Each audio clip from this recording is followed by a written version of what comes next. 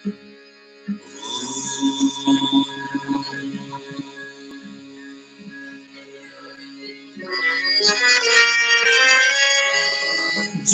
श्री गणेश विघ्ननाश गजानना।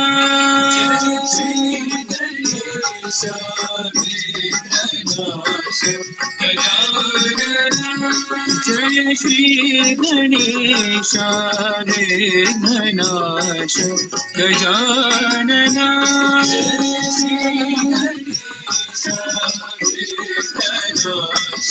गजानना विद्या बुद्धि सर्वसिद्धि सुरंजना। विद्या बुद्धि सर्वसिद्धि सुरंजना।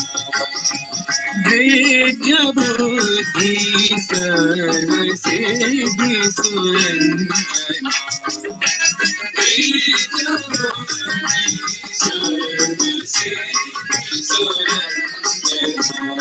जय श्री गणेश विघ्ननाश गजानना।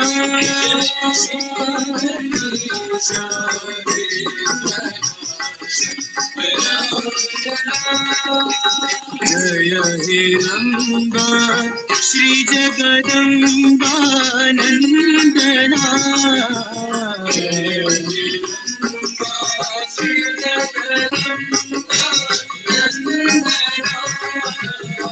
जय हिरंबा श्री जगदंबा नंदना।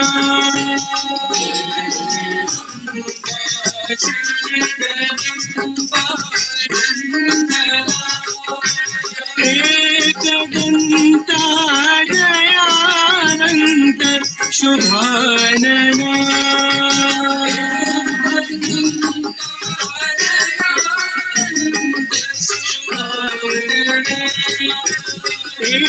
एकदंता दयानंद शुभानना।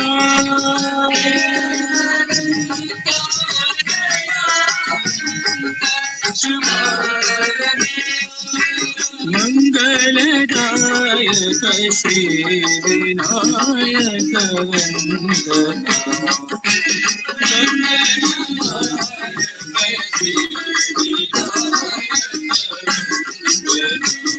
जय मंगलदायक श्री विनायक वंदना।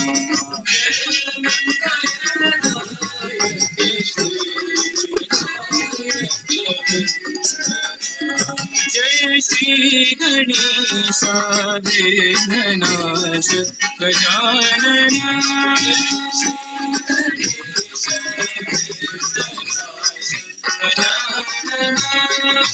विद्या बुद्धि सर्वसिद्धि सुरंजना।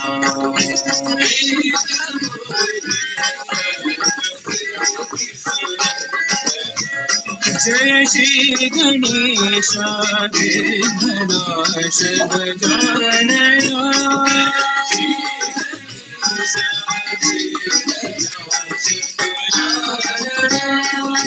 जय हिरंबा श्री जगदंबा नंदना।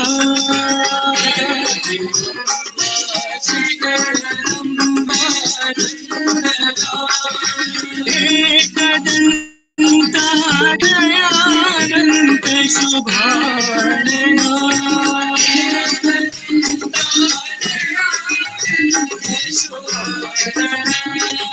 मंगलदायक श्री विनायक वंदना।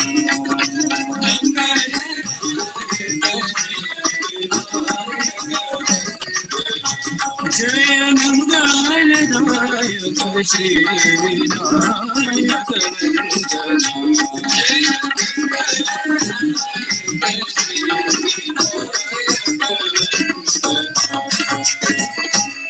जय श्री गणेश विघ्ननाश गजानना।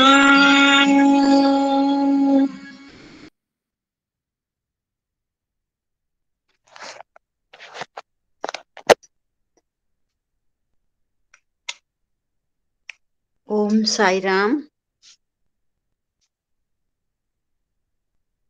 भगवान बाबा की पावन चरणों में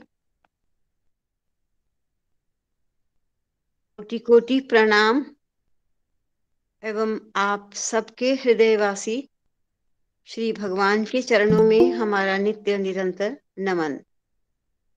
विषय तो आज भी जो विचारणीय है वो पर्पस ऑफ ह्यूमन लाइफ है, तो इसी पर पुनः विचार प्रारंभ करते हैं। कल जनक जी ने कहा था कि मुझे टाइम दिए मिले तो आप अभी शुरू कर सकते हैं। जनक जी, साई राम। ओम साई राम। भगवान बाबा के पावन चरणों में मेरा कोटिशय प्रणाम और आप सबके हृदय स्थित भगवान को मेरी प्रेम भरी साई राम। ये एक ऐसा विषय है कि हमारे जीवन का उद्देश्य क्या है। असल में प्रश्न तो प्रश्न तो यही बिल्कुल अप्रोप्रिएट है कि हमारे जीवन का उद्देश्य क्या है। हम सुबह उठते हैं, हमें पता है कि हमने अपनी दिनचर्या में क्या करना है। तो ये भी पता है कि हमने ऑफिस जाना है, खाना बनाना है या खाना खाना है और अपने काम साथ लेके जाने हैं, कौन से काम करने थे और कौन से आज के लिए, हर चीज निश्चित है। लेकिन ये जो पूरा होलसम जो लाइफ है, इसका पर्पस क्या है।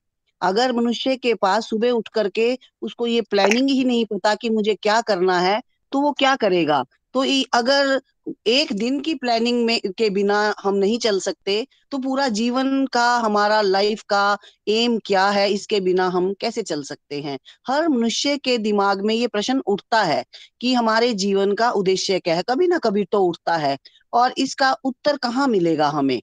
तो कल बड़ी अच्छी तरह से व्याख्या हुई इसकी कि हमारे जीवन का उद्देश्य क्या है, हमारे शास्त्र क्या कहते हैं। मैं तो बार बार यही कहती हूँ कि सारे शास्त्रों के रूप में खुद जो एक अवतार था, उसने हमें सब कुछ बता दिया।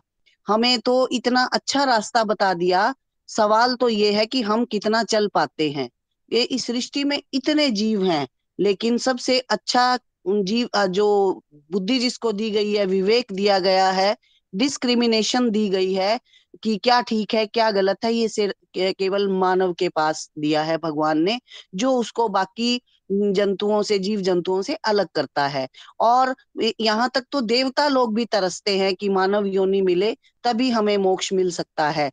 तो भगवान क्या कहते हैं कि जैसे शास्त्रों में कहा गया है, जंतु नाम नरा जन्म दुर्लभम। इसका अर्थ क्या है कि मनुष्य रूप में जन्म लेना बहुत ही दुर्लभ है। ऐसा क्या है जो मनुष्य को इतना अनोखा बनाता है। जैसा कि मैंने पहले कहा कि भगवान ने जो विवेक शक्ति दी है मनुष्य को, और उसका प्रयोग करके इससे जो वो ये इस शक्ति से जो मानव विभूषित है, उसके द्वारा वह अपने इस अगर इस जीवन को चलाता है, तो और इसी इसी रूप में चलाता है, तो जो माँ भगवान ने दिया विवेक, उसका वो सकारत हो जाता है। तो परंतु क्या मानव इसके हम ये सोचते हैं कि हम सब मानव हैं, क्या हम इसके अनुरूप कार्य कर रहे हैं। क्या हम उसको विवेक अगर हम विवेक को आगे रख करके कि क्या हमारे लिए अच्छा है, हर क्षण हर मनुष्य ये कार्य करता है, तो गलती तो नहीं हो सकती। लेकिन फिर भी हो रही है। क्यों हो रही है?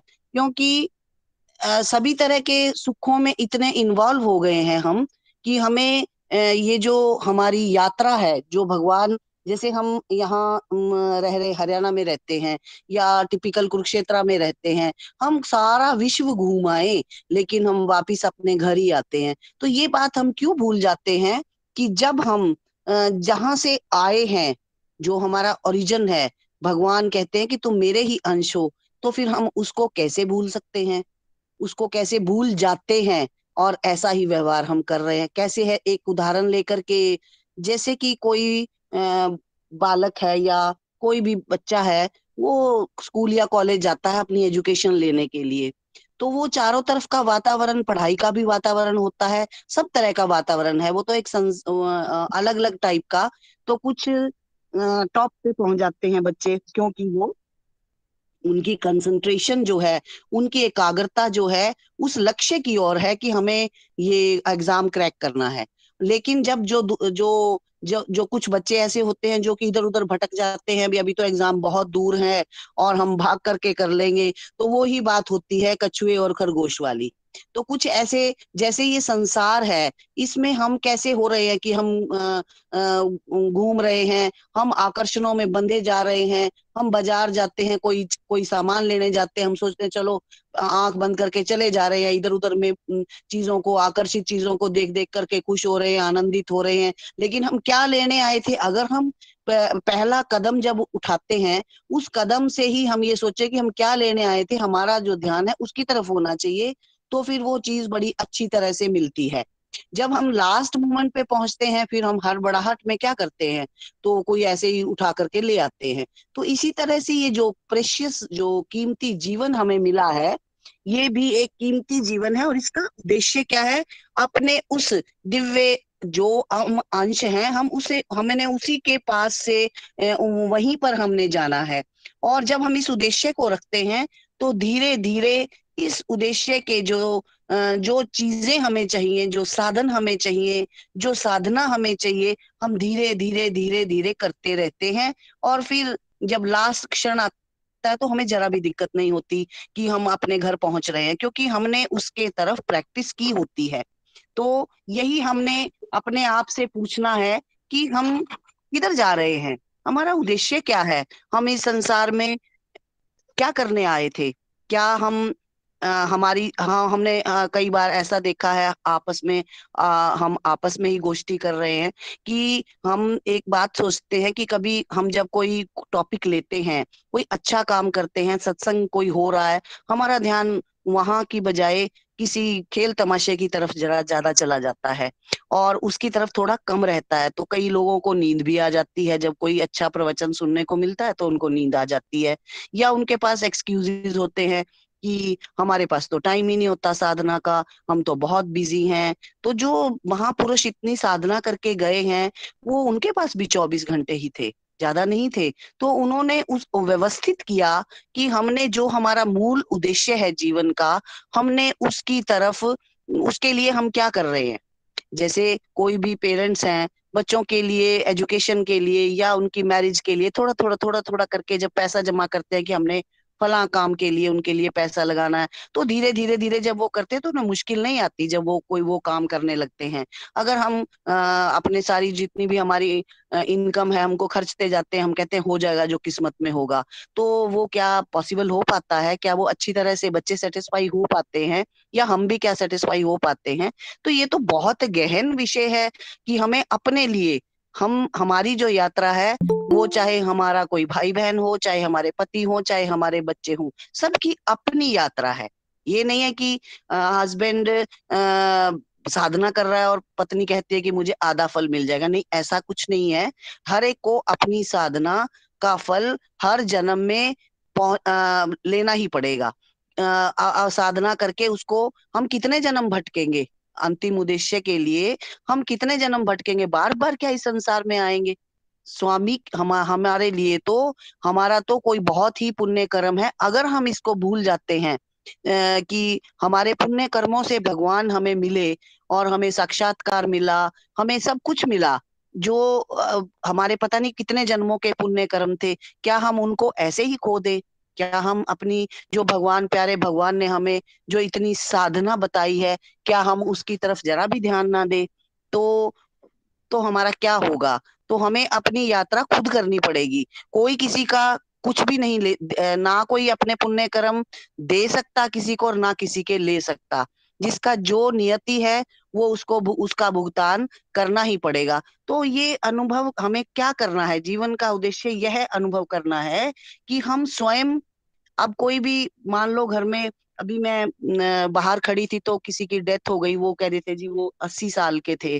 तो वो अभी जस्ट 1 मिनट पहले ही मैं बाहर थी, तो वो कैसे हुआ कि आती है, वो निकल जाती है उसमें से, जब आत्मा, वो डेड बॉडी पड़ी है, तो बच्चे आते हैं, वो कहते हैं तुम मेरे को छोड़ के चले गए, दादाजी मुझे छोड़ के चले गए, किसी के नाना जी, किसी के मामा जी, किसी के पिता, तो वो चले गए, वो तो सामने पड़े हैं। तो गया कौन, इसी को समझना है कि गया कौन, वो आत्मा। इसी इसी इसी जीवन शक्ति, जो ये जो एक दिव्य शक्ति छुपी हुई है, जिसके कारण जो हमारा शरीर और बुद्धि और मन कार्य करती है, वही वास्तविक हमारी जो वही संपत्ति हमारी, वही हमारी नेचर है, वही हमारी प्रकृति है, और वही स्थायी और सनातन है।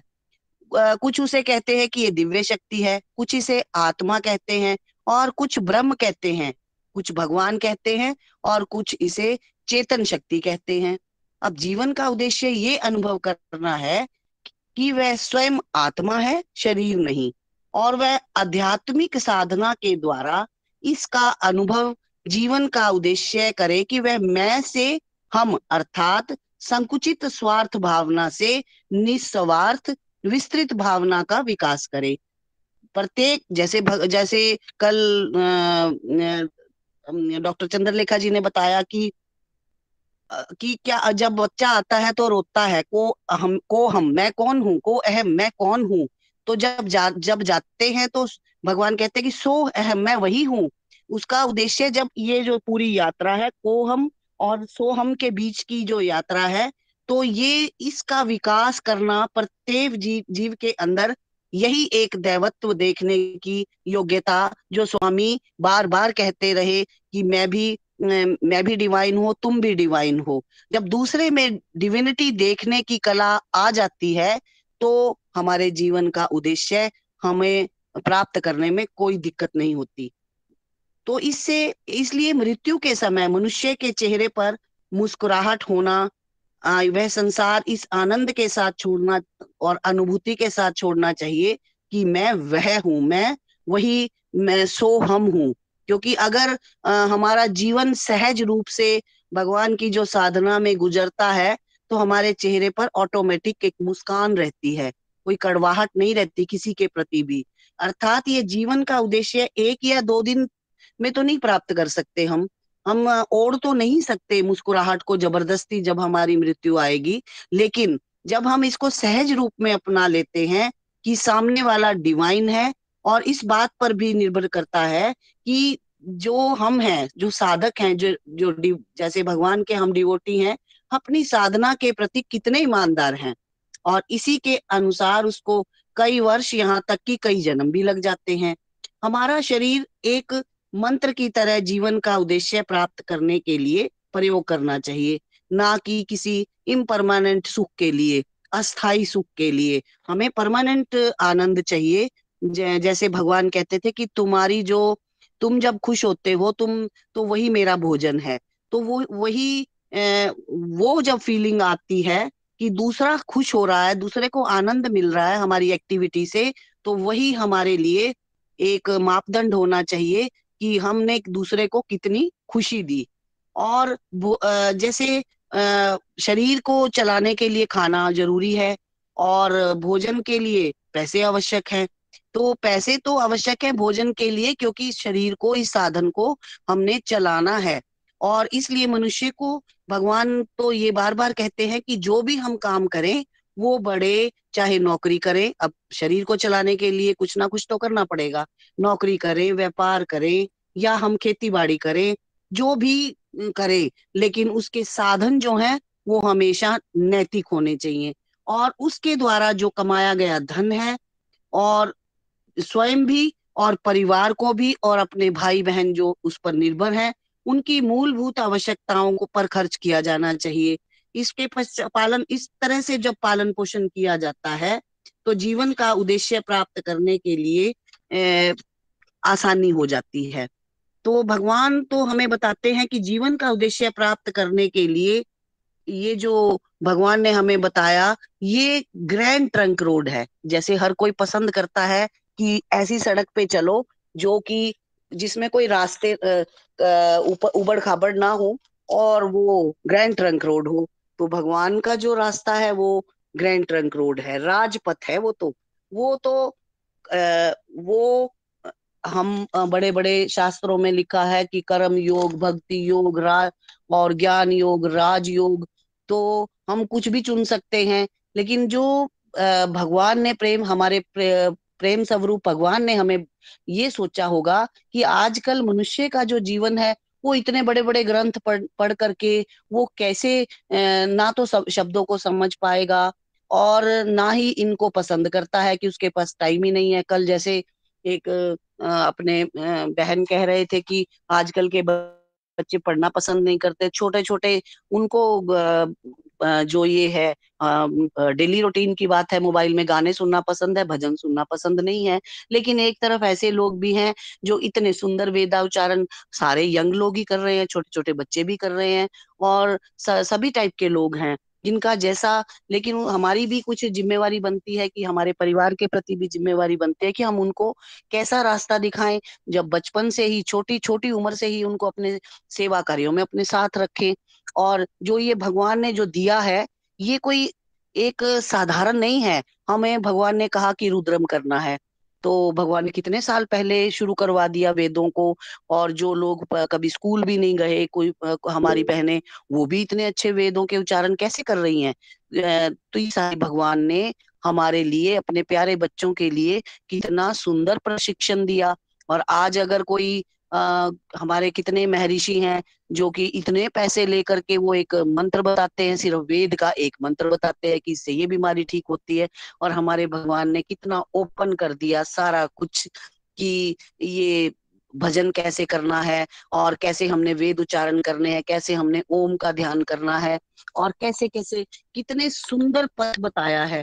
कौन सा ये इसके लिए, जैसे कि हमारा सेवा संगठन बना हुआ है, सत्य साई सेवा संगठन एक अद्भुत संगठन है जिसको कि भगवान ने खुद बनाया। उसमें क्या है, भजन है, सेवा है, ज्योतिर्ध्यान है, विचार गोष्ठी जो हम कर रहे हैं, साधना कैंप है, सत्संग जैसी कितनी गतिविधियां करवाई जाती हैं। संगठन में जो सेवा गतिविधियां हैं और कुछ नहीं बल्कि शास्त्रों द्वारा बताया गया कर्म योग का अभ्यास है। और भजन पूजा भक्ति योग के अंतर्गत आते हैं। इसी तरह भगवान ने हम बताया कि जो ज्योतिर्ध्यान है वो राजयोग है, और जो विचार गोष्ठी है वो विचार गोष्ठी, साधना कैंप और सत्संग ये ज्ञान योग के अंतर्गत आते हैं। एक शब्द में यही कहा जा सकता है कि यदि हम श्री सत्य साई सेवा संगठन के द्वारा आयोजित की गई गतिविधियों में अपने आप को लगाएंगे तो हमारे जीवन का उद्देश्य प्राप्त करने की तरफ हमारा जो हम आप अपने आप को आगे बढ़ा पाएंगे। हमारे भगवान कितने कृपालु हैं, स्वामी प्रेम है और प्रेम स्वामी है। जैसे माता बच्चे को चांद दिखाती हुई उसके मुंह में खाना खिलाती है, इसी तरह हमारी जो प्रिय साई माँ है वो अलग अलग एक्टिविटीज के द्वारा, अलग अलग गतिविधियों के माध्यम से अनजाने में ही जीवन का उद्देश्य अनुभव कराने के रूप में हमारे ऊपर कितनी ग्रेस बरसा रही हैं, और कितना भगवान ने हमारे ऊपर कितनी अनुकंपा दी है। परंतु हमारे में से बहुत कभी कभी इस आश्चर्य जो ये इतना ऐसा भक्ति मार्ग है इसको छोड़कर कुछ और ही गतिविधियों में लगा रहे हैं जो हमें नहीं करनी चाहिए। ये हमें अपने हर एक को व्यक्तिगत रूप से सोचना है। ये समय हमें इस बारे में सोचना चाहिए कि इन गतिविधियों के प्रति हमें कैसे समर्पित होना चाहिए जिनका भगवान ने हमारे सामने मार्गदर्शन किया। जब स्वयं भगवान कर रहे हैं, हमें तीसरे व्यक्ति के पास जाने की जरूरत क्या है कि कैसे करना है, जब भगवान ने हमारे लिए सब कुछ निश्चित कर रखा है। सवाल ये है कि हमारी साधना कितनी गहन है। आसान नहीं है, इस संसार में मोक्ष पाना कोई आसान नहीं है, लेकिन भगवान तो हमारे साथ है। जब पिता ने हमारी उंगली पकड़ी हुई है तो हम गंतव्य पे क्यों नहीं पहुंचेंगे। उंगली पकड़ना मतलब भगवान फिजिकल रूप में जो कुछ भी हमें लिख कर दे गए, जो कुछ भी कह गए, जो कुछ भी करवा गए, उसको हमने आगे ले जाना है। कितनी निष्ठा से ले जाते हैं। और अब हम आलस छोड़ करके कितनी निष्ठा से आगे जाते हैं, क्योंकि भगवान कहते हैं कि हमें आलस को तो छोड़ ही देना चाहिए। हमें भगवान के सुवाक्य को याद करना चाहिए। आलस से क्या है, जंग है, रस्ट है और धूल मिट्टी की तरह है। और आत्म साक्षात्कार आराम जो आत्म साक्षात्कार है वो कोई आराम से नहीं मिलेगा, वो उस आलस को छोड़ करके उठ करके पुरुषार्थ कर करके मिलेगा। हमारे हम वही बात है कि बार बार भगवान हमें कहते हैं कि हम कितने भी जन्म ले ले, अगर मान लो हम कोई भी किसी एग्जाम में बैठे हैं और उस एग्जाम में हम एक साल में मान लो हमने पेपर देना है और हम कितनी मेहनत कर रहे हैं, हमारी जो मेहनत है वो हमारा सामने रिजल्ट दिखाई देता है। लेकिन फिर भी जब हम उसमें पूरा हमें मतलब मान लो हमें जितने मार्क्स चाहिए उतने नहीं मिलते, हमें फिर तैयारी करनी पड़ती है, फिर तैयारी एक बार, दो बार, तीन बार। तो इसी तरह इस जीवन के उद्देश्य को प्राप्त करने के लिए हमें पर्सनल साधना करेंगे तो हमारा जो जीवन हमें भगवान ने दिया है और हम उस साधना को अपने को साध करके फिर उस दिव्य अंश तक जाएंगे। नहीं तो कितने जन्म लगेंगे हमें कि हमें वो जब जिस रूप में जिस पर्पस के लिए भगवान ने हमें भेजा, क्या वो हम पर्पस पूरा करके आए? क्या हम उस दिव्य जब हम अपने घर वापस जाएंगे तो क्या हम आंख में आंख डाल करके भगवान से बात कर सकेंगे कि हम अपने जीवन का उद्देश्य सही कार्यों में लगा के आए, सेवा कार्यों में लगा के आए? क्या हमने ध्यान साधना की? क्या हमने अपने उद्देश्य के लिए ईमानदारी से बिल्कुल ईमानदारी से क्या हमने कुछ किया जो भगवान ने हमें कहा था? तो क्या भगवान तो बार बार यही कहते हैं कि कल जो हो गया, भूतकाल तो भूत था और जो भविष्य है उसके बारे में तुम्हें कुछ नहीं पता, क्योंकि सृष्टिकर्ता तो वो है, ब्रह्मांड नायक तो वो है, उसको पता है कि मैंने आगे क्या लिखा हुआ है, तो हमें तो कुछ नहीं पता। तो जो कुछ है प्रेजेंट है, प्रेजेंट इज ओमनी प्रेजेंट, सर्वशक्तिमान है। प्रेजेंट जो है, जो वर्तमान जो है वो यही यही सबसे उत्तम है और इसी में हमने जीना है, इसी में हमने कार्य करने हैं और इसी में हमने अपने ये जो क्षण है इनका हर क्षण का उपयोग अच्छे तरीके से करना है और भगवान की कृपा प्राप्त करनी है। भगवान क्या कहते हैं कि मेरी तो तुम पे कृपा रहेगी और मैं तुम्हारी वेट कर रहा हूँ। मेरी कृपा तुम्हारे पे कब रहेगी? जब जो भगवान के बंदे हैं हम उनमें वो डिविनिटी देखेंगे। वो डिविनिटी ऐसे नहीं दिख जाएगी जब तक हम अपने अहम को त्याग करके कि मैं ये हूँ, मैं वो हूँ, मुझे मुझे ये इम्पोर्टेंस नहीं दी गई, मुझे ये चीज नहीं मिली। जब हम इन कमियों को पीछे छोड़ करके जो हमारा उद्देश्य है, जो पिछली गलतियां हैं, किसी की भी हैं, हमारी हैं या हम दूसरे ने हमारे प्रति कुछ किया, जब हम उसको भूल करके फिर आगे चलेंगे, जब हम आगे चलेंगे और तो भगवान जो है तब प्रसन्न होंगे हमारे से, क्योंकि भगवान के सुविचार हैं उनको जब भी मुश्किल आए, जीवन में कभी भी मुश्किल आए, तो कुरुक्षेत्र में जनार्दन जी से जब मेरी बात होती थी तो मैं कहती थी कि भाई कई बार ऐसी मुश्किलें आती हैं, तो वो कहते थे मैडम आप वो उठाओ, स्वामी का लिटरेचर उठाओ, आपको जरूर आपकी समस्या का समाधान मिलेगा। तो ये कोई छोटी बात नहीं है, ये बहुत बड़ी बात है।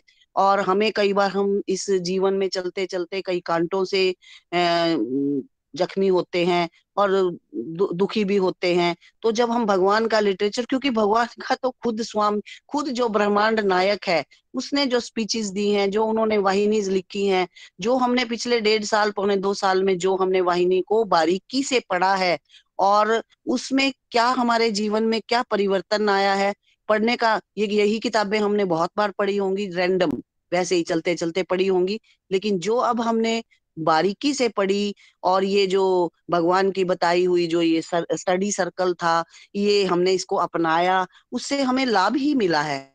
हर एक को लाभ मिलता है। अगर हम गहराई से सोचें कि हम लोग वही, जैसे कल वो कह रहे थे, रवि जी कह रहे थे कि हम सब बचे हुए हैं, इस महामारी से बचे हुए हैं और शांति से जीवन जी रहे हैं, तो ये बात तो बिल्कुल ठीक है।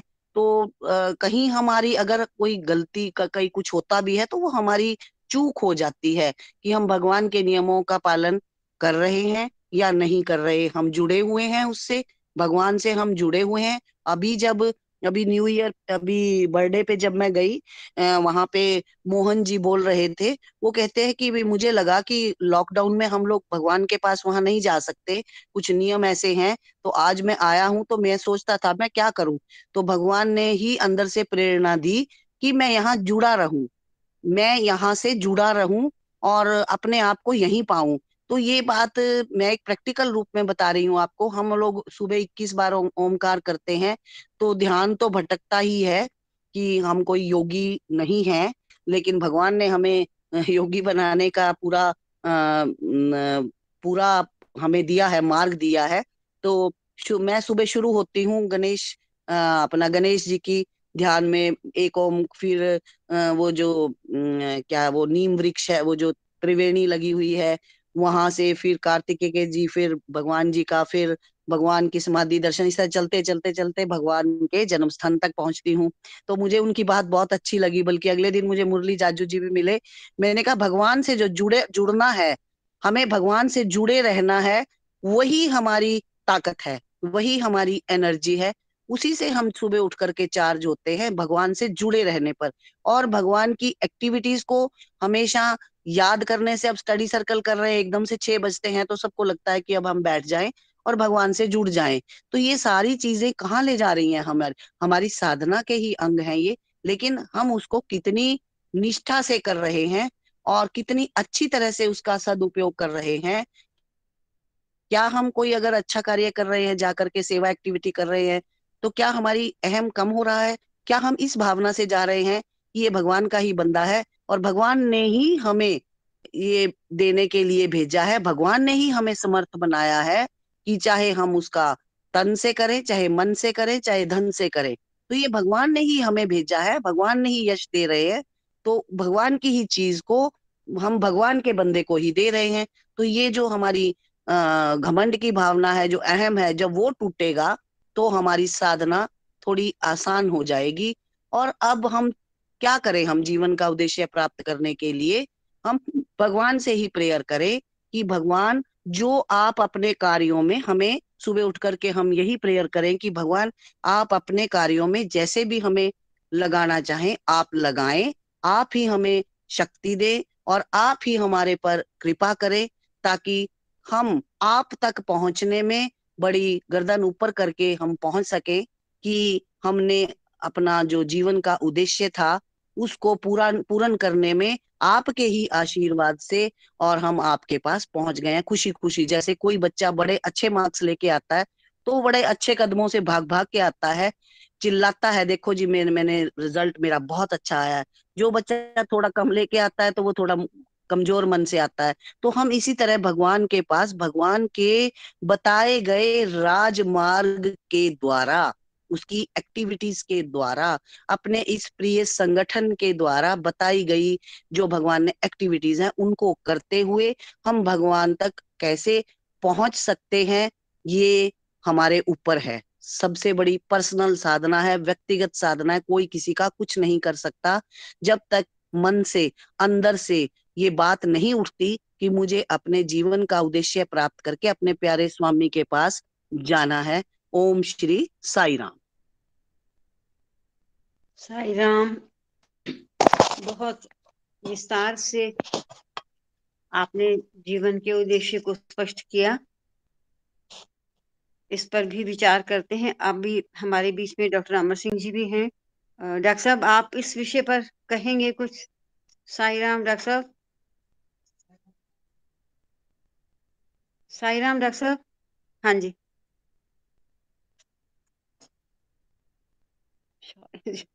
सॉरी।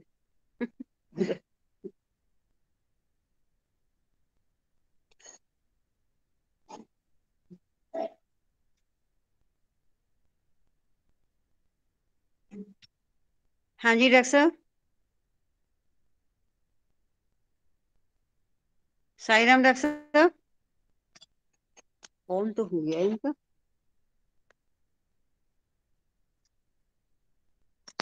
डॉक्टर साहब, आपकी नेट प्रॉब्लम है?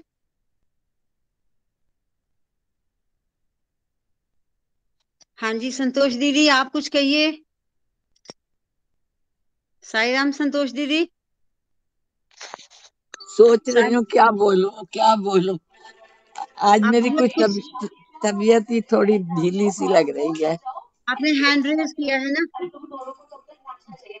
ये जनक जी ने कुछ छोड़ा ही नहीं है बोलने के लिए। कल का भी सारा भी वही नहीं हजम हो रहा, पूरा हो अच्छा, जाए ना अच्छा हाँ। ठीक है। साई राम, साई राम। चलो आप म्यूट कर लीजिए फिर। साई राम।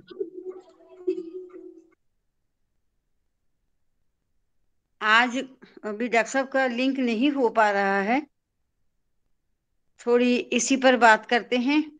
और कल जो एक क्वेश्चन और भी आया था, थोड़ा बहुत इसी को टच करता है कि बच्चे फॉलो नहीं करते, इस पर भी विचार करते हैं। नरेश जी हमारे मध्य में होंगी।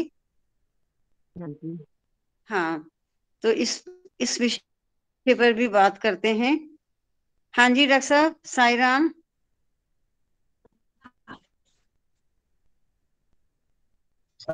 मेरी आवाज आ रही है जी? अब आई है जी, मेरी उससे आवाज पहले आ नहीं रही है? आई। अब आई है जी, हाँ जी। अभी अभी सुनी है बस। आई है? आई है? हाँ जी, हाँ जी, आई है। चलो ठीक है, मैं समय ले लूं। अच्छा हाँ अच्छा, जी ठीक है। जरूर, आप जरूर हाँ जी। ठीक है सर। साई राम तो जी, मैं साई बोलूं राम। क्या? वो बहन जी बोल रही थी। जी हाँ जी, बोलिए बोलिए बोलिए, हाँ अच्छा जी। अच्छा, ठीक है। आपकी तो वेट साई कर राम, रहे हैं हम। साई राम। भगवान बाबा के साई राम जी। मेरा कोटि से प्रणाम, और उपस्थित सब भक्तजनों को भगवान को साई राम। ये विषय बहुत विस्तृत विषय है कि किस प्रकार हम अपने जीवन का उद्देश्य पूर्ण कर सकते हैं। और कल तो मैं नहीं था, आज मैंने सुना है बहन जी जनक जी से, बहुत विस्तार से इन्होंने बताया है कि किस प्रकार भगवान ने हमें राह दिखाया है, कैसे हमने अपने लक्ष्य क्या है हमारा और कैसे वहां तक पहुंचना है। इस पे मैं थोड़ा सा और विचार आपको बताना चाहूंगा। देखिए, भगवान कृष्ण ने गीता में एक श्लोक आया है 3 अध्याय में, कि इसी तरह आप अपने मन को, विचारों को, इसको कर्म को शुद्ध करो, ये करो वो करो, सारी बातें बताते हैं अर्जुन को। तो अर्जुन एक प्रश्न करता है, भगवान हम करना चाहते हैं जीवन के अंदर सब कुछ जो आप बता रहे हैं, लेकिन कई बार परिस्थितियां ऐसी भिन्न हो जाती हैं कि हम चाहते हुए भी उस पाप कर्मों की तरफ नहीं जाना चाहते, लेकिन चले जाते हैं। ये क्या वजह है कि आप बता तो रहे हो और हम भी प्रयत्न करते हैं, लेकिन इस पथ से भटक क्यों जाते हैं? इसके बारे में आप बताइए प्लीज। तो भगवान बड़ा अच्छा उत्तर देते हैं, भगवान को, कृष्ण को, अर्जुन को सॉरी। वो कहते हैं, देखिए, ये जो सबसे बड़ा आपके बीच में रुकावट आती है, वो रुकावट है आपकी काम की।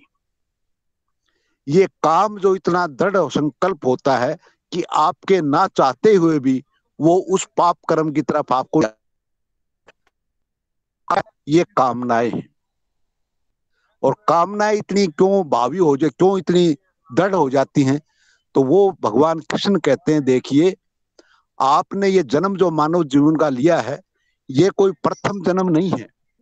न जाने कितने वर्षों से, कितने जन्म जन्मांतर से आप जन्म लेते आ रहे हैं।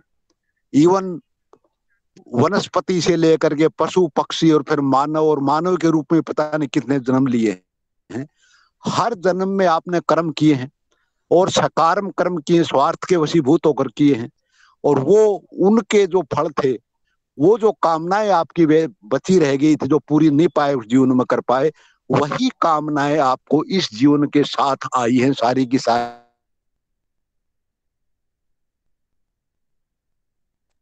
आपकी सब बहुत दृढ़ प्रवृत्तियां रही होंगी। वे प्रवृत्तियां आपको इस सत्य मार्ग पर चलने से रोकती हैं, और उनको वजह से आप पतित हो जाते हो, चलते चलते भी बहुत अच्छे पद तक पहुंच करके, और वहां से भी आपको गिर जाते हो। तो ये कारण आपकी काम की वजह से है, और कोई नहीं। फिर भगवान से पूछते हैं अर्जुन, तो इसको कैसे, किस प्रकार पता लगे कि ये कामनाएं हैं, किस तरह इनको पता लगेगा? क्या कारण है हमारे जो जीवात्मा के ऊपर ये सारे पर्दे पड़ जाते हैं कि हम नहीं जाते उस पास तरफ? तो भगवान कहते हैं 3 प्रकार के आवरण हैं जो आपकी जीव आत्मा के ऊपर पड़ते हैं। एक पहला उदाहरण दे के बताते हैं भगवान, कहते हैं एक तो धूम्र आवरण है। जिस तरह अग्नि को धुआं ढक लेता है और वो दिखाई नहीं देती हमें, तो वो आवरण जो है वो पहले प्रथम प्रकार का है। लेकिन इस स्थिति में कभी कभी भगवान, आपकी जीव आत्मा को भगवान की झलक मिलती रहती है, एकदम नहीं कट पाते, क्योंकि जब आप उसके अग्नि के नजदीक, आपको पता है कि धुआं बगैर अग्नि के उत्पन्न नहीं होता, और जब वहां अग्नि है तभी धुआं जला है। तो आप जब नजदीक जाओगे उसके, तो आपको कभी कभी अग्नि की झलक भी दिखाई दे जाएगी। ये एक प्रथम अवस्था होती है भक्त के साथ, कि जब इस प्रकार का आवरण आता है। दूसरा आवरण उन्होंने बताया, जिस तरह दर्पण के ऊपर मिट्टी जम जाती है, इसी प्रकार से आपका मन के ऊपर भी, मन जो इस प्रकार के विकारों से ग्रस्त हो जाता है कि बाहर दर्पण को देख ही नहीं सकता। उसके देखने के लिए, उस मन को साफ करने के लिए, उस परत को हटाने के लिए भगवान कहते हैं कि इसके लिए सत्संग सबसे जरूरी है। भगवान का नाम स्मरण जो है वो सबसे जरूरी है। उससे आस्ता आस्ता आपका मन का आवरण जो है ये कम होता हुआ चला जाएगा। तो ये जो दूसरा आवरण था, ये मन के ऊपर आवरण आया हुआ है। इस आवरण को हटाने के लिए आपने सत्संग और भगवान ने जो मार्ग दिखाया, उस पर जैसे जैसे हम चलते रहेंगे, वैसे वैसे हमारा मन प्योर होता जाएगा, और वो जो बुद्धि को भी भ्रष्ट किए हुआ था, वो बुद्धि के वो आत्मा से प्रेरणा मिलती है। तो जिस समय ये कंट्रोल हो जाएगा, तो बुद्धि से डायरेक्ट आत्मा से जो आपको संदेश मिलेंगे, उनका आप पालन करना शुरू कर दोगे, बजाय के मन के अधीन जाकर के। तो ये दूसरा बताया था उन्होंने कि ये सबसे ज्यादा आपको नुकसान करता है। तीसरा और बताया था उन्होंने, मैं इस समय वो भूल चुका हूँ, पता नहीं क्या ध्यान नहीं आया, दिमाग से उतर गया। तो ये बोला 3 आवरण हैं, जब आप इनको समाप्त कर पाओगे, तब जाकर के आपका उस रास्ते पर चल पाओगे। क्योंकि कामना से पूर्ण ना होने से क्रोध उत्पन्न होता है, और जब क्रोध उत्पन्न होता है तो आपका सारी की सारी यादाश्त, सारी स्मृतियां ये गायब होनी शुरू हो जाती हैं, और आप अपने ऊपर भी कंट्रोल नहीं रख सकते। तो वो आप सब रास्ते भटक जाते हैं। तो वो अवस्था जो है वो कामना से क्रोध, और क्रोध के बाद जो है आप रास्ते से भटक जाते हैं। तो जब तक बेसिक चीज जो है वो काम है, और काम को आप सिर्फ भगवान के रास्ते पर चल करके, उस मन को साफ भगवान के रास्ते पर चल करके तभी कर सकते हो। या तो उस गुरु की ऐसी कृपा होती है, आपके जीवन में कोई ऐसा अवसर आ जाता है कि उसकी कृपा होनी होती है, तब जाकर के आदमी को पता लगता है कि जो तू कर रहा है इसका फल क्या होगा। यही तो रत्नाकर के साथ हुआ था। रत्नाकर बड़ी खुशी से अपना परिवार का पालन कर रहा था, चाहे वो लूटता लोगों को, चाहे वो कत्ल करता था, अपना पैसा लिया और अपने घर जाके डाल दिया, बच्चे अपना खाओ पियो आराम करो ऐश करो। और जब ये सप्त ऋषि वहां पर पहुंचे तो इसने उनको रोका, रुको कहाँ जा रहे हो तुम, और जो कुछ है तुम्हारे पास निकाल दो। तो वो एक उसके जीवन का ऐसा क्षण था परिवर्तन का, जब उन्होंने उसे समझाया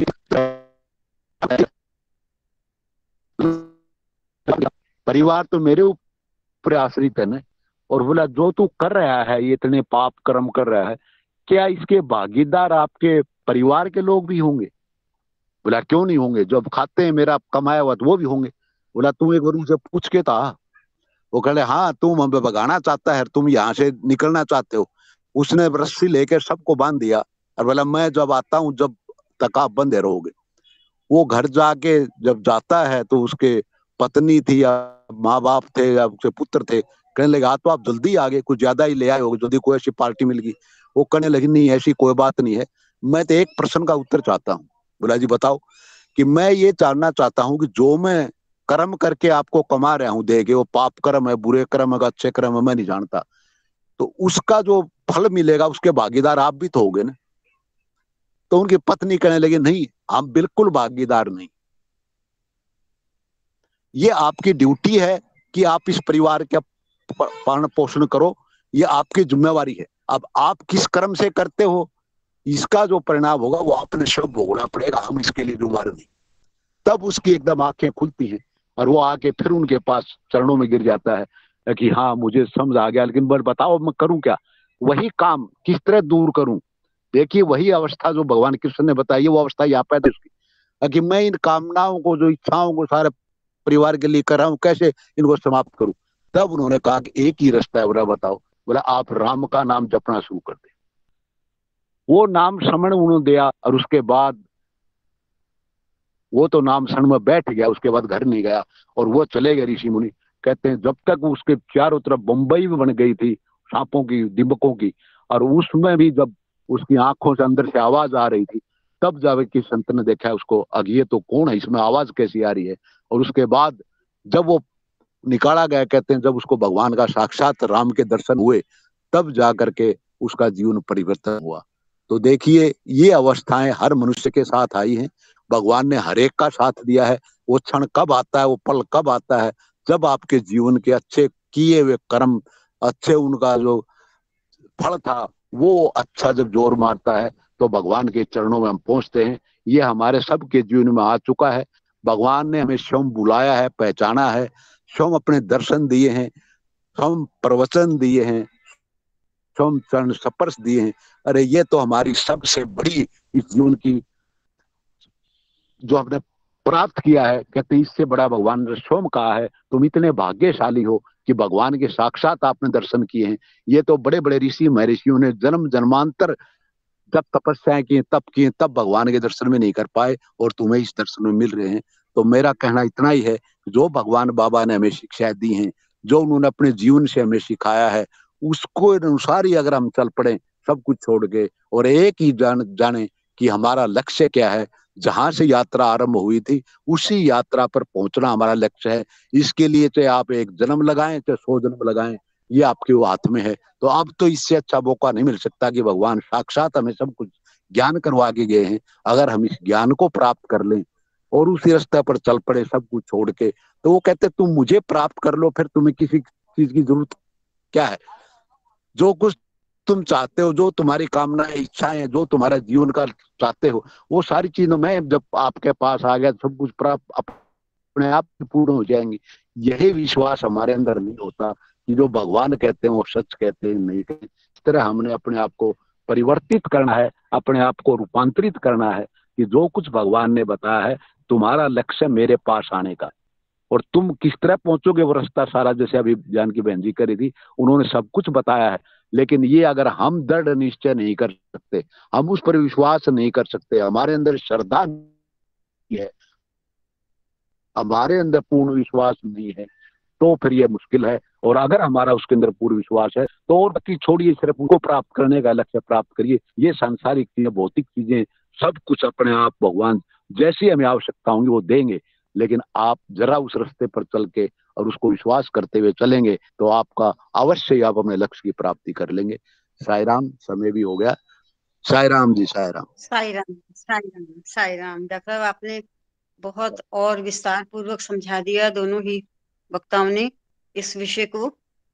बस अभी कुछ कहने को तो नहीं है, सब कुछ स्पष्ट हो जाता है। बस जो स्पष्ट नहीं होता वो ये है कि हमसे किया नहीं जा रहा, और हमें ही बस दृढ़ संकल्प कर लेना है कि मेरा कुछ इस मकसद है इस दुनिया में आने का, जो मुझे भगवान ने इस ये मानव देह दी है। तो मुझे जब एक तो बात होती है कि हम अंधेरे में हाथ मार रहे हैं, हमें कुछ पता नहीं है कहाँ जाना है, किधर को जाना है, हमें पता नहीं है, वो स्थिति तो अलग है।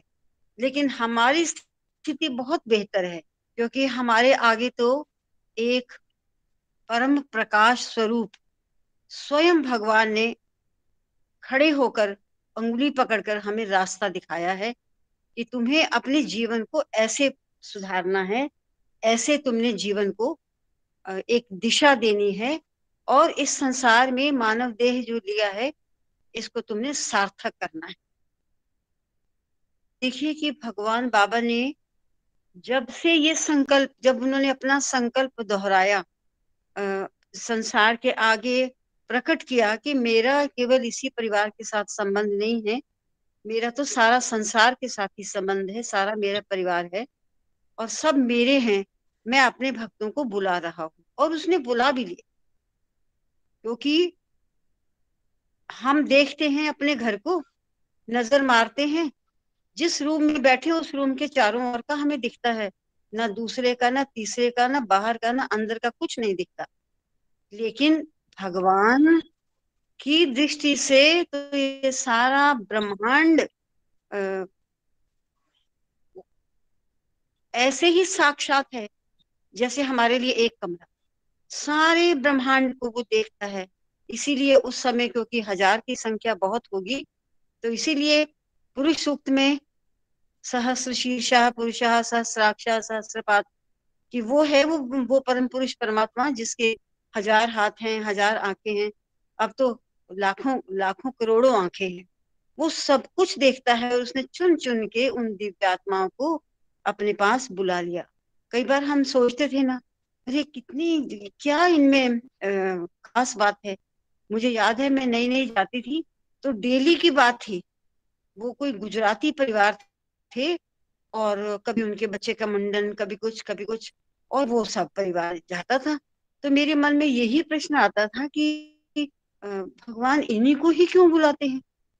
और धीरे धीरे ये सारे प्रश्नों का उत्तर मुझे मिलता चला गया और यही मेरे समझ में आया कि भगवान के साथ जिसका जो पूर्व पूर्व जन्मों का जितना सानिध्य है वही तो वो पूरा कर रहे हैं।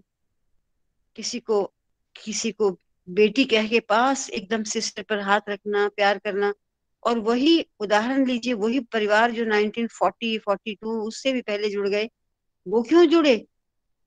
तब तो ये बच्चा था, बालसाई, कैसे जुड़े? उनकी आंखों में वो दिव्यता के दर्शन थे, तभी वो भगवान उस बच्चे के साथ जुड़ गए और उसको उन्होंने अपना सर्वस्व मान दिया। तो भगवान साकार रूप लेकर आया है हमें चेताने के लिए कि अब तुम इंसान बन जाओ। और इसके लिए उन्होंने आए वो इसी कलयुग में। डॉक्टर साहब आप म्यूट कर दीजिए। कलयुग में आए वो, और कलयुग में सतयुग से, त्रेता से, द्वापर से अब की कंडीशंस बहुत फर्क है। मैं पढ़ती थी तब कि जो सतयुग था उसमें अगर थॉट लेवल पर भी हमने कोई गलत बात सोची है तो उस संस्कार का भी बहुत पश्चाताप करना पड़ता था। है तो अभी भी वही बात, लेकिन फिर धीरे धीरे कलयुग में थोड़ी सी हमें छूट मिलती चली गई और कलयुग में यहाँ तक कह दिया, कलयुग केवल नाम आधारा, सुमिर सुमिर जन उधर ही पारा। बस तुम मुंह से जप ले उतना ही बहुत है, क्योंकि कलयुग का प्रभाव कुछ ऐसा है कि इस युग में मन इस तरह से चारों ओर प्रभावित है कि उसको समेटना ही बहुत मुश्किल। तो इसीलिए कलयुग के बहुत दोष भी हैं, लेकिन कलयुग का एक फायदा भी है कि कलयुग में केवल मुंह से उच्चारण कर लिया तो वो भी सार्थक हो जाता है। भगवान कलयुग में आए हम लोगों को रास्ता दिखाने के लिए, और वो रास्ता क्या है? आज भी बात हुई, कल भी बात हुई कि ह्यूमन लाइफ का पर्पस क्या है। जहां से हम आए हैं, जिस घर से हम आए हैं, मैं सरल सीधी भाषा में, लोक भाषा में बात करती हूँ। जिस घर से आए हैं, जहां से आए हैं उस घर में पहुंचना है, बस बात। जहां से आए हैं वहां पहुंचना है, वहां ही तो जाएंगे। और हम कहाँ जाएंगे? हम अपने घर से चलते हैं कहीं, फॉर एग्जाम्पल हमने करनाल जाना है, हमारे वहाँ स्टेट मीटिंग है, प्लानिंग होती है, इंतजाम करते हैं घर का, सवेरे चलते हैं, सारा दिन वहां खोए रहते हैं, कुछ ध्यान नहीं रहता घर का भी। लेकिन जब फिर मीटिंग खत्म होती है, फिर उसके बाद ध्यान आता है, अरे घर तो जाना है ना, चले देर होगी। फिर वही घर के जो जिम्मेवारियां सी होती है वो सामने आ जाती है, घर ही वापिस आना है। बस जिस घर से आए हैं उस घर में वापस जाना है, एक उद्देश्य। और इसी को दूसरे शब्दों में शास्त्रीय भाषा में कह दें, बच्चा संसार में आता है, क्वां क्वां करता हो, को हम करता हुआ आता है, कौन हूं मैं, कौन हूं मैं। और जब आया है तो वो प्रश्न कर रहा है, को हम, मैं कौन हूं। बस वो प्रश्न तो उसको भूल जाता है। हर इंसान को, कोई भाग्यशाली दिव्यात्माएं जिनको ये प्रश्न याद रहता है, मैं कौन हूँ। हमारी तो देह बुद्धि रहती है, मैं कौन हूँ, मेरा नाम ये मेरा स्टेटस, ये मेरा परिवार, ये मेरी एजुकेशन, ये मेरी जॉब, मैं इस परिवार की हूँ, बस ये है। बस यही सांसारिकता है जो हमारे ऊपर आवरण आवरण डाल लेती है। तो को हम भूल जाता है, लेकिन को हमको याद रखना है, मैं कौन हूँ। तो उस को हमको अगर वो याद आ जाता है, तभी तो हमारी रिसर्च, हमारा अन्वेषण आगे की ओर होगा, तभी तो सो हम बनेंगे, तभी तो हम अपने इस परम उद्देश्य तक पहुंचेंगे कि वह मैं हूँ। कौन हूँ मैं, वह मैं हूँ। अब वो वह को हमसे सो हम की यात्रा भी पूरी करनी है। जहां जिस घर से आए हैं उस घर तक पहुंचने की यात्रा भी है। अब हो कैसे, मैंने अभी सतयुग का उदाहरण दिया कि जब मानसिक रूप से भी एक गलत विचार आया, उसका भी पश्चाताप, अटोनमेंट करनी पड़ती। लेकिन होते होते कलयुग तो बहुत आसानियां हो गई, हमें छूट मिल गई किसी भी तरीके से। बढ़ो बढ़ो कि बढ़ो सही तुम आगे। तो जो अगर हम अपनी प्राचीन पद्धतियों को छोड़ भी दें, अपने शास्त्रों की बात को जो एज इट इज, शास्त्र नहीं छोड़ सकते कभी, शास्त्रों की बात जो कोटेड है as it is, Bhagavad Gita में, रामायण में, महाभारत में, वेदों में, उपनिषदों में, जो जो कोट हैं, अगर हम उनको नहीं समझ पा रहे, तो जो कलयुग में वेद पुरुष परमात्मा भगवान आए, उन्होंने सब शास्त्रों के सार को हमारे आगे रख दिया, सरल करके। बहुत मुश्किल में मत पड़ो, बाबा कहते आसान कर दिया उन्होंने हमें। भागवत पुराण इतना बड़ा, अभी तक आप देख लीजिए क्या होता है हमारे समाज में। 8 दिन का भागवत कथा प्रारंभ होती है, 8 दिन में। और क्या है कथा, मैं क्षमा चाहूंगी, मेरी अपनी प्रॉब्लम है इसलिए मैं कहती हूँ कि क्या है उस पूरे पुराण में, किसी को भी कुछ पता होगा? 4-5 मेन मेन जो इंसिडेंट्स है, भगवान कृष्ण का जन्म है, इत्यादि इत्यादि, राम जन्म है, कुछ कुछ बातें कर कुर के वो कथा को लोग आकर्षित होते हैं। चलो वो भी एक साधन है, थोड़ी देर के लिए लोग टिकते तो हैं, और उसके बाद हमें नहीं मालूम वो कथा क्या है। इस तरह से अभी भी जो ये कर्म कांड है वो अभी प्रचलित हैं। लेकिन भगवान ने तो भागवत वाहिनी, इतनी सुंदर भाषा लगती है वो पढ़ते हुए, कैसे भगवान ने भागवत को ही स्पष्ट कर दिया। लो ये है शॉर्ट में, रामायण को, भगवत गीता को, उपनिषदों को उन्होंने सार रूप में हमारे आगे कर दिया। मैं कल भी कह रही थी, आज भी कह रही, कोई ऐसा अवतार नहीं हुआ जिसने अपने हाथों से लिख लिख कर, अपने हाथों से लिख लिख कर संदेश हमें पहुंचाए हैं। लो पढ़, अब तो पढ़ लो, मैंने बहुत सरल करके लिख दिया, अब तो पढ़ लो। उसने हमें अपने हाथों से लिख लिख के सब कुछ सरल करके दे दिया।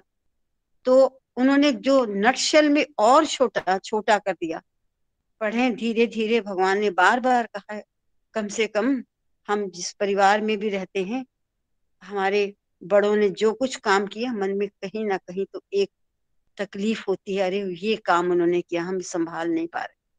लेकिन जो इतनी संपत्ति हमारे परमपिता परमात्मा ने इंसान बनकर आकर, मानव देह में आकर हमें दी, कभी चिंता होती है? अरे भगवान ने इतना कष्ट पाया मेरे लिए, मैं उसको सार्थक करूं, पढ़ लूं, मैं उसके लिए समय निकालूं। और उसको भी इतना जो विशाल साहित्य उन्होंने सरल करके दे दिया। अब ये कसक तो इस मीटिंग के अंदर लेकर जा, कि मेरे मेरे उस एक मेरे संसार के पिता, लेकिन उस परम पिता परमात्मा ने खुद अपने हाथों से लिखकर मुझे इतना साहित्य दिया। मैं क्या, मुझे अपना मुंह, मेरा मुंह दिखाने लायक होगा क्या कि भगवान आपने मेरे लिए इतना इतना किया, मैं तो नहीं पढ़ पाई आपको? क्यों? इतना लंबा जीवन दिया, सुख सुविधाएं दी, शांति दी, सुख दिया, सब दिया, फिर भी तुम समय नहीं निकाल पाए। तो कसूर किसका? कसूर तो हमारा ही। और शॉर्ट में उसने करके हमें एक सत्य साई सेवा संगठन जैसा आधार दे दिया। छत, मैं तो इसको डिवाइन छत बोलती हूँ, जिसके नीचे बैठकर हम बहुत शांति से सांस ले रहे। और उसमें करना क्या है? उसमें उन्होंने आज के परिवेश में जितना आज का इंसान कर सकता है उसने हमें गतिविधियां दे दी। और उन तीनों गतिविधियों में अगर हम सेवा है और एजुकेशन है,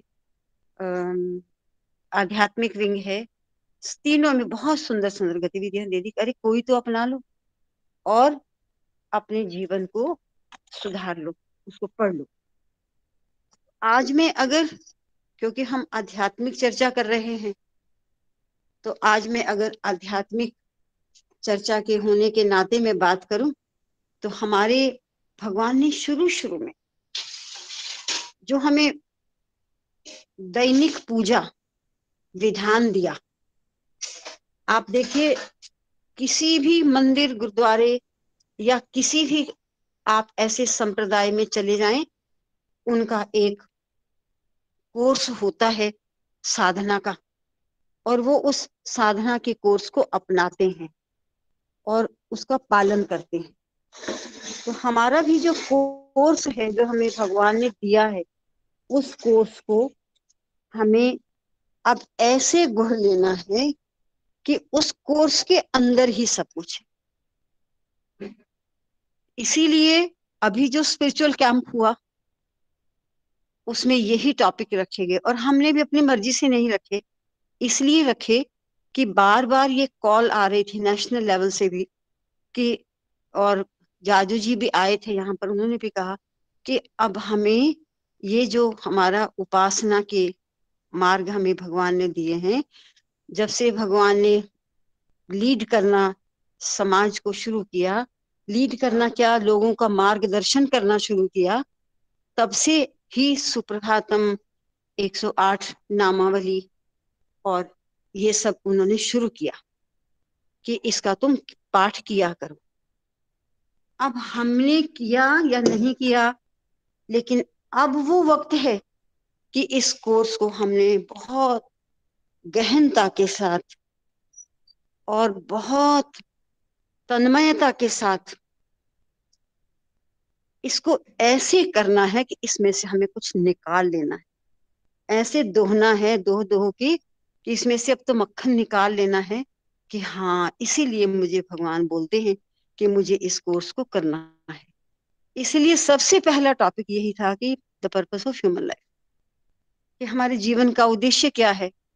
तो ये जो कोर्स है उद्देश्य इसी से पूरा होगा। इसको ऐसी तन्मयता से करें, भगवान ने इतना साहित्य दिया, इसको पढ़ें, इसको जीवन में धारण करें, समझें, गुढ़ें, और फिर हम को हमसे सोहम बनेंगे, और फिर हम अपने घर की वापसी बड़ी सुंदर तरीके से कर सके। जहां से हम आए हैं हम वहां अच्छे तरीके से जा सकें। बस यही मानव जीवन का एकमात्र उद्देश्य।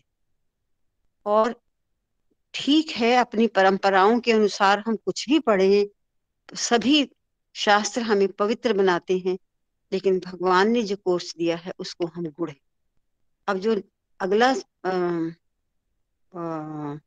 21 ओंकारम सुप्रभातम, क्यों सुबह सुबह हम सुप्रभातम करके जगाना है, भगवान को जगाना। मान लीजिए ऐसी भी भावना हो ना, मैंने अपने भगवान को जगाना है, वो अलग बात है, भगवान कहाँ सोते हैं, लेकिन फिर भी कितना सुंदर लगता है कि मुझे अपने गोपाल को उठाना है। उठाते हैं, रात को सुलाया था अब उसको उठा देते हैं। ऐसे कर्म करते करते हमें हम पवित्रता की ओर जाएंगे। बस यही एक, और हमारा मानव जीवन का उद्देश्य भी बड़े सरल सीधे तरीके से बहुत आसानी से पूरा हो जाएगा। और नहीं तो मन की हालत जो है वो बड़ा चंचल है। मैं इनका त्रिभुवन सचदेवा जी का एक समर्पण सुन रही थी, तो वो खुद बता रहे थे, उनके पश्चाताप को सुनिए। वो कह रहे हैं कि मेरे में ना गंदे गंदे कुछ नेगेटिव संस्कार आने शुरू हो गए, विचार। और भगवान ये क्यों आ रहे हैं? मैंने रोया, ऐसे रोता रहा मैं, और ऐसे लेटा ही रहा। और उसके बाद जब भगवान का सानिध्य मिला, भगवान ने पूछा क्या हुआ, तो कहते भगवान मेरे को बहुत गलत गलत से विचार इस मन में उठ रहे हैं। बस कहते इतनी सी बात है, इसीलिए तुम रो रो के पागल हो रहे हो कि क्यों आ रहे हैं। भगवान ने कहा देखो, जो ये माइंड है ना, ये मैड है। मंकी माइंड तो है। कितनी बार हम स्वामी की डिस्कोर्सेज में सुनते हैं मन की बात। मंकी माइंड तो है, लेकिन ऐसा मंकी है जो पागल है। तो ये मैड मंकी। और इससे भी ऊपर है कि वो जैसे कोई, अगर ये बेचारे किसी बंदर को या मंकी को कोई ड्रिंक ड्रिंक पी ले और पागल हो जाए, तो ये ड्रंक है ये। तो इसके पीछे तो मत जाओ, पर अपना काम करते रहो।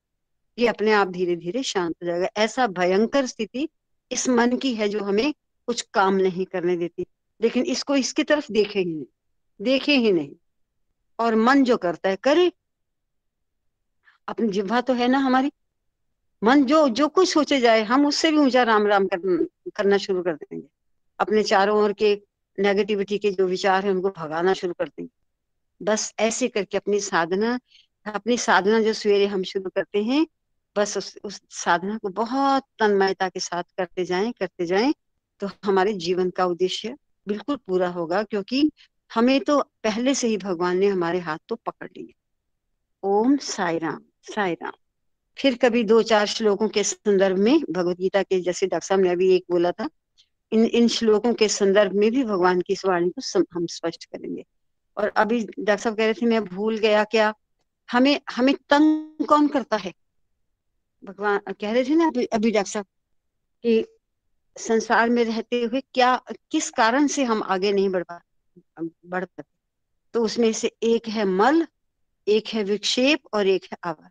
ये 3 आवरण हैं जिस कारण से हमें परेशानियां होती है। फिर इस पर हम बाद में चर्चा करें। ओम साई राम। नरेश जी, आपका प्रश्न अभी भी है और आपके साथ भी इस बारे में चर्चा करेंगे। अभी तो थोड़ा टाइम हो गया, फिर करेंगे जरूर, क्योंकि डॉक्टर साहब भी हैं, बहुत अनुभव है इनका इस बारे में।